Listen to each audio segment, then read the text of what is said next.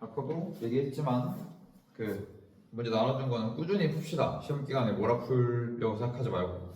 알겠죠? 중간중간 질문 생기면 늘 연락하고요, 선한테. 추가적인 프린트 무리를 있다던가 진도 나가는 거에 변동사항이 있다, 혹은 모의고사도 출제가 될 것 같다, 이런 것들이 있으면은 또 전달해 줘야 됩니다. 알겠죠? 오케이. 그래서 오늘은 봉황수랑 어느 날 고궁을 나오면서 두 작품, 두 시 볼 겁니다. 두 시 보고 정리하고, 2시 정리하고도 시간 남으면 학교에서 나오는 독서 프린트들, 독서 관련 지문들 몇 개 있었죠? 그거 수업할 거면 알겠지? 일단 문학부터 오늘 봅니다. 봉황수라는 작품이고 조지훈 시인의 작품인데, 자, 이게 현대시이기도 한데, 얘들아 너네 운문, 산문은 비교할 알지? 운문이 뭐고 산문이 뭔지는 알지? 운문이 뭐야? 보통 그지 시 같은 거. 산문은 뭐야? 보통 소설을 산문이라고 하지. 긴 글들을. 근데 조지훈 시인의 봉황수라는 시는 어때? 좀 시 같습니까? 아니면 그냥 글 같습니까? 좀 애매하긴 한데, 그지? 산문시라고 불리거든. 왜냐면 보통의 운문들처럼 행과 연의 구분도 거의 없고 그냥 문장들이 평소형으로 쭉쭉쭉 나열이 돼, 그지? 그래서 뭔가 산문 같은 특징을 가지고 있다고 해서 산문시라고 불립니다. 이거 학교에서는 수업했죠? 학교에서는 이거 산문시라는 얘기 하셨습니까? 안 하셨어 아직 딱히? 근데 뭐 알아두면 좋습니다. 알겠지? 산문시고요. 뭐 서정시라는 건 뭐 뻔하지. 시가 나오면 보통 서정시입니다. 얘들아 서정이 뭔지 알아? 바꿔서 거꾸로 보면 정서, 그지? 보통 시에서는 당연히 인간의 정서를 다루곤 합니다. 대부분이 서정시고요. 성격을 보면은 고전적이다, 향수적이다. 그러더라. 우국적이라는 말 아닙니까? 우국적. 그렇지.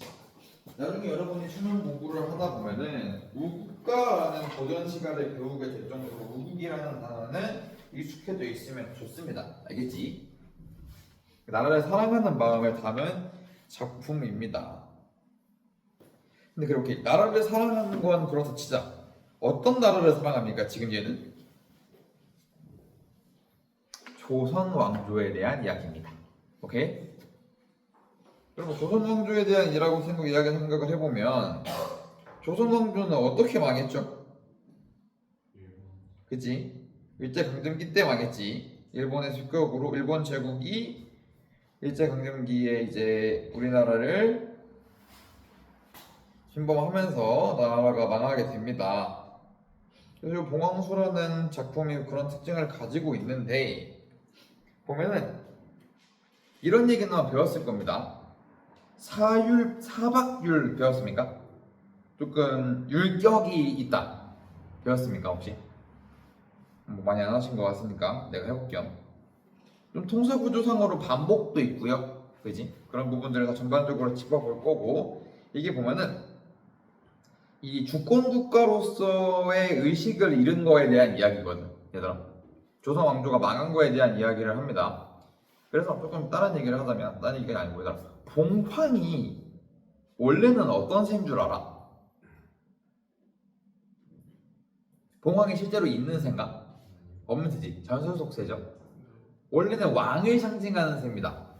봉황, 용, 그리고 기린, 이런 되게 전설 속 동물들을 통해서 얘기하는 건데, 그럼 봉황에 대한 게 제목에 있다라는 점을 조금 알아두면 좋습니다. 조지훈 시인은 아까 얘기했던 것처럼 망국의 한에 대한 이야기를 하고 있는 일제강점기의 시인이고요. 불교적 색채가 강합니다. 보다 보면 알겠는데 불교적 색채가 강하고요. 고전적 소재를 굉장히 자주 이야기합니다. 비유가 엄청 많아. 그래서 같이 한번 보겠습니다. 벌레 먹은 두리기둥, 빛 낡은 단청. 지금 이미지가 어때 얘들아? 기둥은 벌레 먹었고 단청에는 빛이 낡았다네. 일단 긍정적인 이미지를 나열하고 있지는 않아. 시각적으로 봤을 때, 그지? 시각적 이미지인데 긍정적인 시각적 이미지는 아닙니다. 풍경 소리 날려간 추녀 끝에는 산새도 비둘기도 둥주리가 둥지입니다. 둥주리를 마구 쳤다. 자, 한번 볼게. 얘들아, 빛이 낡을 수 있나? 빛이 낡은 거좀 뭐 넘어간다 치도 소리가 날아간다는 게 말이 됩니까? 이거 뭐야? 일단 소리는 뭐지 얘들아? 오감에서 감각에서 청각이지. 근데 날아가는 거는 어떻게 되는 거야 얘들아? 우리 시각에서 보이는 거지. 시각적으로 청각에 시각화 있습니다. 여기도 기본적으로 시각적 심상과 공감각적 심상을 많이 이용하고 있어. 근데 보니까 산새랑 비둘기가 둥지를 마구 쳤대. 이거 무슨 뜻인 것 같아? 한번 생각해봐. 우리 집에 갑자기 산새랑 비둘기들이 막 와서 둥지 치면 지금 우리 집 뺏긴 거지. 그러니까 지금 이게 무슨 얘기를 하는 거야? 산새랑 비둘기는 외세입니다. 외세. 이때 당시로 외세 침범에 의해 조선 궁궐이 무너진 것에 대한 이야기를 하고 있는 거야. 큰 나라를 섬기던 거미줄 친 옥좌 위에는, 옥좌는 임금이 앉는 자리입니다. 원래 조선이 섬기던 나라는 얘들아 어딘지 알아? 그치, 중국. 중국이, 우리가 섬기던 큰 나라는 중국입니다. 당시 청나라였지. 큰 나라를 섬기던 거미줄 친 옥좌래. 거미줄 친 거는 무슨 뜻이겠어? 그러면 이 좋지 않은 상황이야. 거미줄도 외세의 공격입니다. 그래서 큰 나라를 섬기던 거미줄 친 옥좌는 무슨 말이냐면 지금 패망한 우리 민족에 대한 이야기인 거야. 외세의 침략에, 그리고 사대주의라는 원인 때문에 생긴 외세의 침략에 의해서 나라가 망한 상태를 이야기하는 거야. 옥좌는 임금이 앉는 자리니까 정확히 말하면 패배한 우리 민족이라고도 볼 수 있겠지만 패배한 조선 왕실에 대한 이야기를 하는 거라고도 볼 수 있겠지. 그래서 사대주의라는 이야기를 합니다. 근데 사대주의가 뭔지 알아? 사대주의가 뭐야? 그렇지, 다른 문화만 따르는 거. 자기가 우리가 생각했을 때 우리보다 큰 나라를 섬기는 걸 사대주의라고 하죠. 방금 동경이가 말한 건 자문화 중심주의였지. 이거 그거 하면 나오지 않나? 아니 사탐 과목 하다 보면 나오죠. 갑자기 생각이 좀 나네요. 뭐 그런 겁니다. 그런 걸 이제 비판하는 거야. 여의주에는 희롱하는 쌍룡 대신에 2마리 봉황새를 틀어 올렸다. 자, 여의주가 뭔지 알아 얘들아? 여의주. 맞아. 이무기가 이거 물고 다니면 용 되죠. 용 얘기하고 있어서 하는 거야. 여의주 희롱하는 쌍용 대신에 중국 대신에 2마리 봉황새를 틀어 올렸대. 조선이 망한 거야. 조선이 굴욕을 당한 거지. 틀어 올려진 거야. 그 봉황새가. 원래 조선의 봉황이라고 했거든. 봉황의 나라였거든. 용은 황제의 나라니까. 조선 황제가 아니었거든요. 그지? 어느 땐들 봉황이 우렸으려만 밑줄 좀 쳐봅시다. 우리 민족은 원래 슬픈 역사가 있었다라는 거야. 자, 근데 여기서 해석이 2가지 방향으로 되지. 봉황이 우는 거에 대해서.